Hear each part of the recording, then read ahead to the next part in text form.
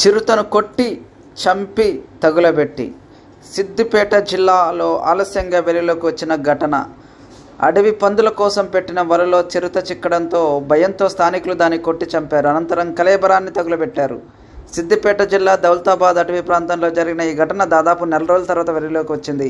ఈ విషయం ఆదివారం రాత్రి అటవీ శాఖ అధికారులకు, పోలీసులకు తెలిసింది. దీంతో సోమవారం జిల్లా అటవీ అధికారి శ్రీనివాస్, ఫారెస్ట్ రేంజ్ అధికారి సందీప్, తోగుట సిఐ లతీఫ్లు ఘటనా స్థలానికి వెళ్లి వివరాలు సేకరించారు. ఫారెస్ట్ రేంజ్ అధికారి సందీప్ తెలిపిన వివరాల ప్రకారం దాదాపు నెల రోజుల క్రితం దౌలతాబాద్కు చెందిన సాయులు మరో ముగ్గురు కలిసి అడవి పందుల పట్టడానికి అటవీ ప్రాంతంలో ఇనుప జాలీలు ఏర్పాటు చేశారు. అందులో